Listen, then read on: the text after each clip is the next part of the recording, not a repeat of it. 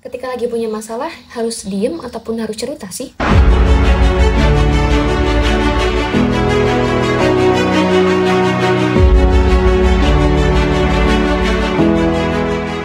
Ingin bimbel dengan materi, jadwal, dan pembelajaran yang fleksibel? Yuk join bimbel privat offline. Promo terbatasnya, klik link ini ya.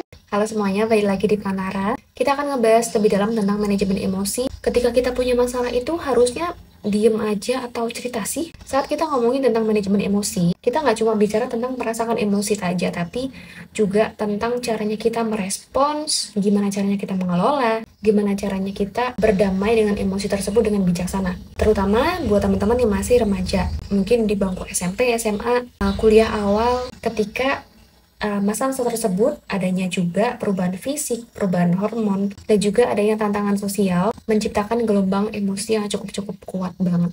Dan penting untuk memiliki alat dan juga strategi buat menghadapinya. Dan menurut aku penting banget buat tahu caranya mengatasi hal itu. Yang pertama, pentingnya ekspresi emosi. Langkah pertama dalam manajemen emosi itu adalah mengizinkan kita untuk merasakan emosi kita dengan jujur. Terkadang kita tuh kayak cenderung menekan dan juga menutupi emosi yang sebenar-benarnya karena kita takut dianggap lemah, takut dianggap tidak pantas. Tapi sebenarnya penting buat diingat kalau misalkan kita merasakan emosi adalah hal yang manusiawi dan juga wajar. Dengan izinin diri kita untuk merasakan emosi tersebut, kita bisa menghindari penumpukan emosi yang berbahaya yang suatu saat akan meledak-ledak, dan kita bisa menemukan cara untuk mengatasi emosi ini. Yang kedua, kamu bisa cari dukungan ataupun cari support system. Saat kita punya masalah yang sangat-sangat besar dan berat, penting buat kita untuk cari dukungan dari orang-orang sekitar kita. Ini bisa kayak misalkan berupa keluarga, teman dekat, atau bahkan profesional. Misalkan psikolog, psikiater, berbicara dengan seseorang yang dipercaya tentang apa yang kita rasain itu bisa ngebantu ngurangin beban yang kita rasain dan memberikan sudut pandang yang baru terhadap permasalahan tersebut. Jadi kita tuh jadi lebih tahu insight dari yang lain. Ketika kita lagi emosi, yang kita rasain itu cuma perasaan kita sendiri. Maksudnya itu bias. Bisa jadi itu adalah sebuah asumsi yang kurang benar. Ketika kamu udah cerita dan mengulang kembali cerita itu, menjelaskan ulang cerita itu ke orang lain, itu kamu akan jadi lebih terbuka. Oh, ternyata permasalahannya seperti ini.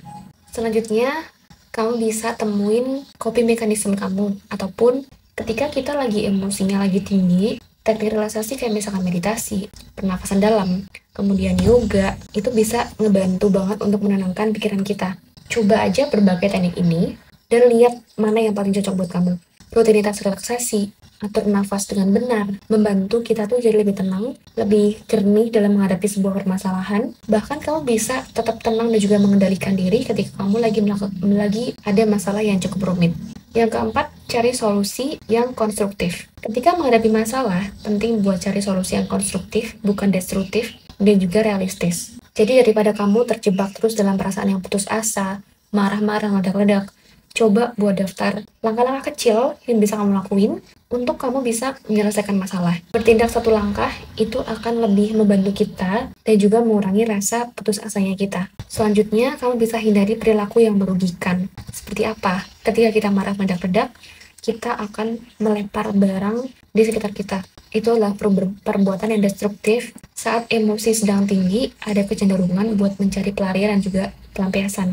Kayak misalkan konsumsi minum-minuman yang nggak bagus, obat-obatan, dan lain-lain, berbuat kasar. Itu juga salah satu hal yang akan merugikan diri kamu sendiri.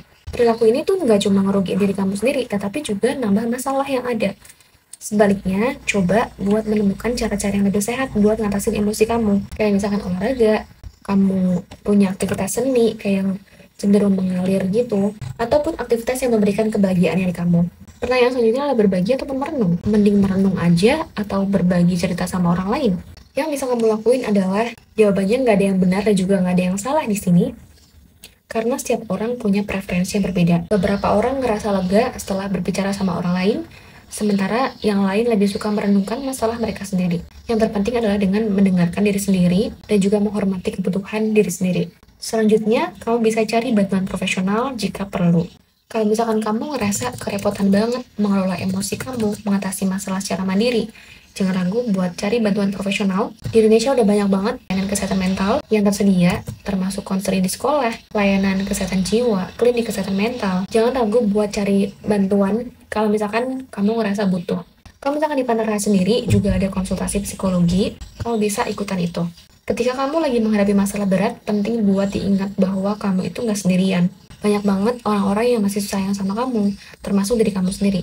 Kalau misalkan kamu sedang ngerasa kurang, ngerasa hidup ini adalah sesuatu hal yang berat untuk dijalanin, kamu bisa menghitung syukurnya kamu. Sekecil kamu masih diberi kesempatan bangun tidur, tidur kamu nyenyak, makan kamu masih enak, dan kamu masih punya keluarga yang utuh, kamu masih punya teman-teman dekat, itulah sebuah hal yang patut disyukuri. Semoga videonya bermanfaat buat teman-teman. Sampai jumpa di video berikutnya.